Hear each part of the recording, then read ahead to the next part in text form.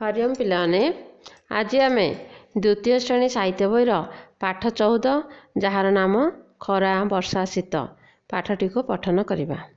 अच्छा पिलाने आम वर्षक 12 मास 6 ऋतु यही 12 मासर प्रति 2 मास को नहीं गोटे गोटे ऋतुर परिवर्तन होता है। यही 6 ऋतु को आम यही 6 ऋतु आम 3टी ऋतु को ही अनुभव करें। तेणु पिलाने आज आम यही खरा वर्षा शीत पाठटी को पढ़ी पारिबा। देख मुक्तापुर गोटे गाँ से गाँव रे 100 घर से गाँव रे गोटे धनी व्यक्ति थिले तांकर नाम थिला भक्तबंधु।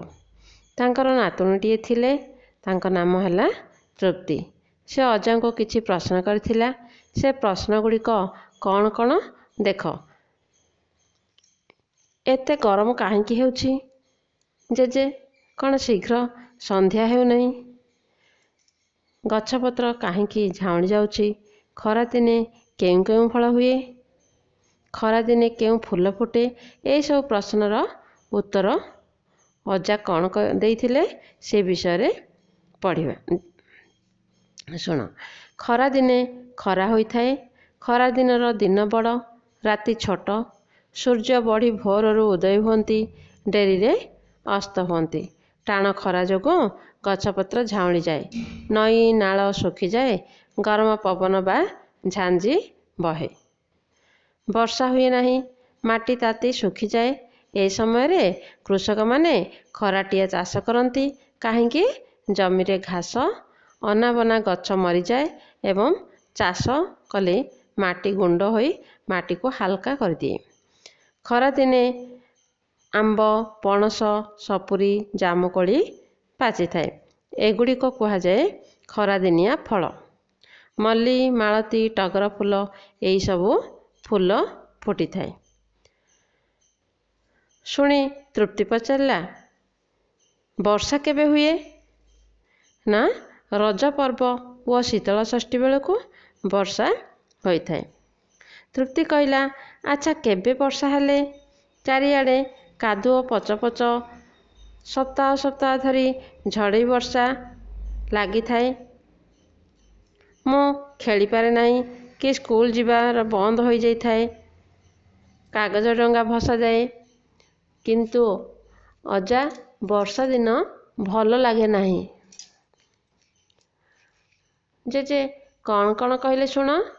वर्षा नहेले मरुड़ी पड़ी थाए। माटी रे पानी पड़िले माटी ठंडा होई थाए।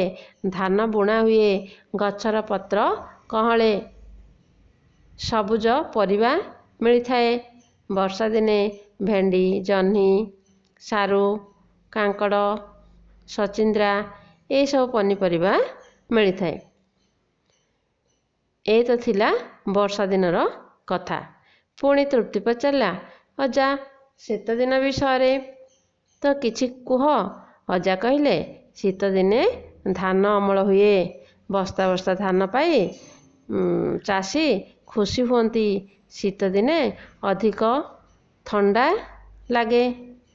शीत दिन फूल फूलकोबी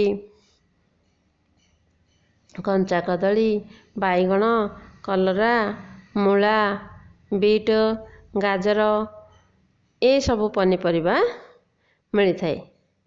आमे शीत पोशाक पिंधि थाउ। निया जलाई पाखरे बसु देह को गरम बाजिया हेले जे पक्षी पशु मानू कौन शीत हुए नहीं कि। अजा कहले पक्षी माने अधिक शीत होउथिबा अंचल कम शीत होउथिबा अंचल को पक्षी माने सबू चली जाती। पशु मानकर शरीर में अधिक लोम एवं मोटालिया चर्म जोगु अधिक ठंडा लगे नहीं। पिला माने एही पाठरू से माने 3टी ऋतु विषय सबु किछि जानी पारले। ताहले देख आमर यही 6 ऋतु को नहीं बा 12 मास को नहीं गोटे गीत होइछि। से गीत को आमे गाइबा। ग्रीष्मे वैशाख ज्येष्ठ मास प्रचंड रौद्र परकाश ବର୍ଷାରେ ଆଷାଢ଼ ଶ୍ରାବଣ ମେଘ ବରଷେ ଘନ ଘନ। ଭାଦ୍ର ଆଶ୍ୱିନ ଶରତରେ ନିର୍ମଳ ଶୋଭା ଜଗତରେ।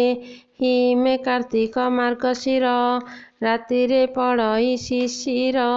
ଶୀତରେ ପୌଷ ମାଘ ମାସ ଦେହରେ ରଖ ଶୀତବାସ। ଫାଲ୍ଗୁନ ଚୈତ୍ର ବସନ୍ତରେ ମୃଦୁମଳୟ ମନୋହରେ। 12 ମାସର କଥା ଏଇ ହେଜ ବାଳକେ ମନ ଦେଇ। ଏଇ ଗୀତଟି କିଏ ଲେଖିଥିଲେ ପିଲାମାନେ? ନା ମଧୁସୂଦନ ରାଓ। ତେଣୁ ତୁମେ ଏଇ ଓଡ଼ିଆ 12 ମାସର ନାଁ ଲେଖିବ ଏବଂ 6 ଋତୁକୁ ମଧ୍ୟ ମନେ ରଖିବ। ଧନ୍ୟବାଦ।